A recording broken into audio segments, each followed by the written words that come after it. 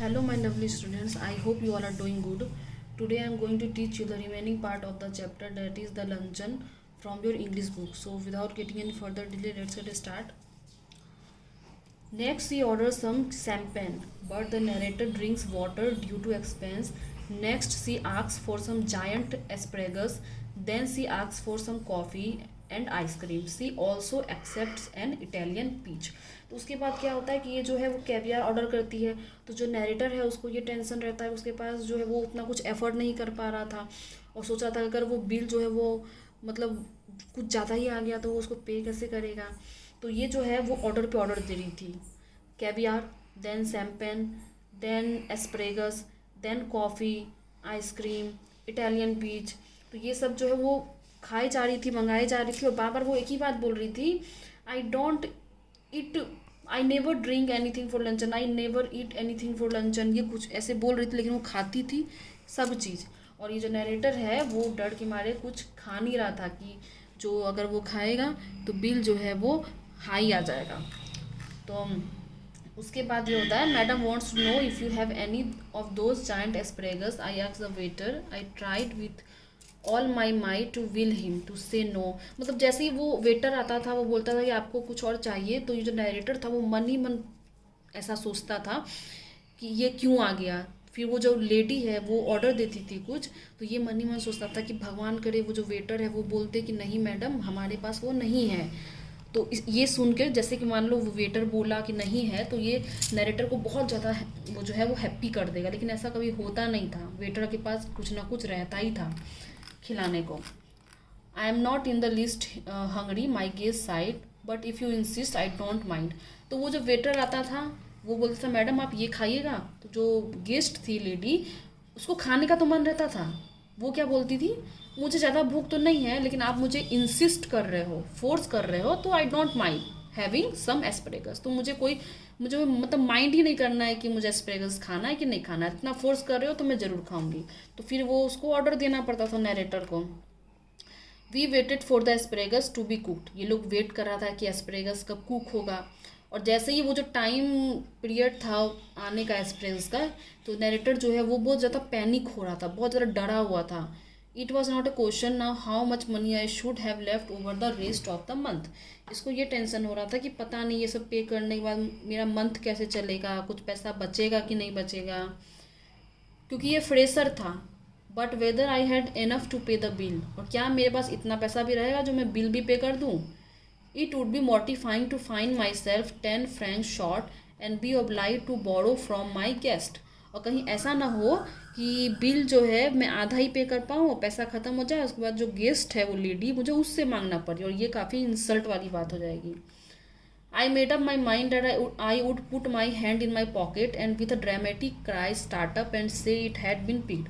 तो वो सोचा कि मैं ये करूँगा, पॉकेट में हाथ डालूंगा, बोलूँगा चिल्लाते हुए फिर कि मेरा जो है पर्स जो है वो कहीं किसी ने उठा लिया, मतलब चोरी हो गया. Of course it would be awkward if she hadn't money enough either to pay. पर ये भी ऑकवर्ड, ये भी अजीब सिचुएशन हो जाएगा. मान लो ऐसा नाटक करने के बाद में उस लेडी के पास भी पैसा ना हुआ तो फिर कौन पे करेगा. Then the only thing would be सिर्फ, तो उसके बाद एक और चीज़ हो सकता है, एक ही चीज़, वो ये, लीव माई वॉच, अपना घड़ी छोड़ देगा, एंड से I would come back and पे लेटर. घड़ी छोड़ के गिरवी रख के वो बोलेगा मैं जाता हूँ और पैसे लेके आता हूँ तब मैं पे करूँगा. The asparagus appeared. फिर वो एस्प्रेगस जो है वो आ जाता है. They were enormous and appetizing. फिर वो लोग खाते हैं.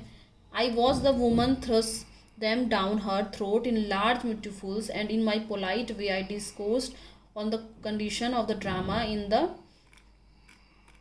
in the balcons. At last he finished. ये कुछ खा ही नहीं रहा था, वो सारा कुछ जो है वो लेडी ही खा रही थी. उसके बाद वो कॉफ़ी के लिए पूछता है तो वो उसके लिए भी मना नहीं करती है. वो सिर्फ एक ही बात बोलती थी, oh I am not hungry but if you insist then I can eat. मतलब वो यही बोलती थी कि अगर मुझे फोर्स कर रहे हो तो ठीक है, चलो मैं तुम्हारे लिए खा लेती हूँ.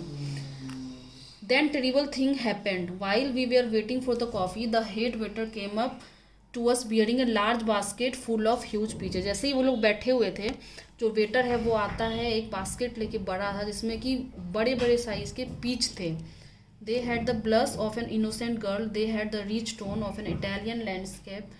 But surely peaches were not in season then. पर वो जो पीच था, सबसे ज़्यादा टेंशन वाली बात ये थी कि जिस टाइम में वो लोग बैठे हुए थे उस टाइम वो टाइम ही नहीं था पीच होने का, मतलब वो आउट ऑफ सीज़न था. Lord knew what they cost. तो जो भी जिस चीज़ का भी जो सीज़न नहीं होता है तो उसका जो कॉस्ट है वो काफ़ी हाई रहता है. A little later for my guest going on with her conversation absent mindedly took one. तो इसकी गेस्ट वेट दोनों बात करने लगे. You see you have filled your stomach with a lot of meat. My one miserable little chop and you can't eat any more, but I have just had a snake and I shall enjoy a piece. तो वो lady जो है वो बोलती है कि तुमने बहुत हैवी खाना खा लिया, मटन चॉप खा लिया है, और मुझे देखो मैंने कुछ भी नहीं खाया, मैंने सिर्फ स्नैक खाया है, और इसलिए अब मैं आसान तो बहुत ही अच्छे से इंजॉय करके पीच खा सकती हूँ, जबकि वही सबसे ज़्यादा खाई थी. The bill came. बिल आया finally. And when I paid hit. ये पे किया. I found that I had only enough for a quite इनएडिक्वेट tip. जब वो पे कर दिया तो इसको लगा कि अब इतना कम पैसा उसके पास बचा है कि वो मुश्किल से अपना जो मंथ है वो चला पाएगा. Follow my example she said as we shook hands. तो वो दोनों निकलते टाइम हाथ मिलाए. तो वो लेडी बोलती है कि तुम मुझे एग्जाम्पल के तौर पे लो, मुझे फॉलो करो. And never eat more than one thing for luncheon. वो बोलती है मुझे फॉलो करो, जैसे मैंने सिर्फ एक डिश से ज़्यादा कुछ नहीं खाया लंचन में, उस तरह तुम भी मत खाया करो, जबकि वो ज़्यादा खाई थी. ये बात सबको पता है. I will do better than that I retorted. I will eat nothing for dinner tonight. तो ये भी बहुत ही ज़्यादा फ्रस्ट्रेटेड था, लेकिन फन एक ताना दे के वो टॉन्ट करके बोलता है ठीक है तो मैं आज डिनर में कुछ नहीं खाऊंगा. ह्यूमरिस्टिक क्राइड गेली जंपिंग इनटू अ कैब. तो वो हंसने लगी, अरे क्या मजाक है. फिर वो कैब में बैठ गई, गाड़ी में बैठ गई. But I have had my revenge at last.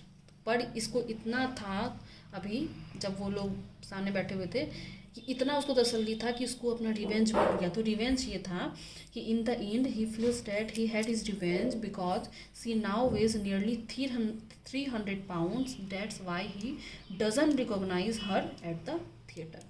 Revenge ये था कि वो जो है वो लेडी बहुत खाती थी, और अब जो है जब वो दोनों बहुत सालों बाद मिले थे तो वो जो है लेडी वो 300 pounds की हो गई थी.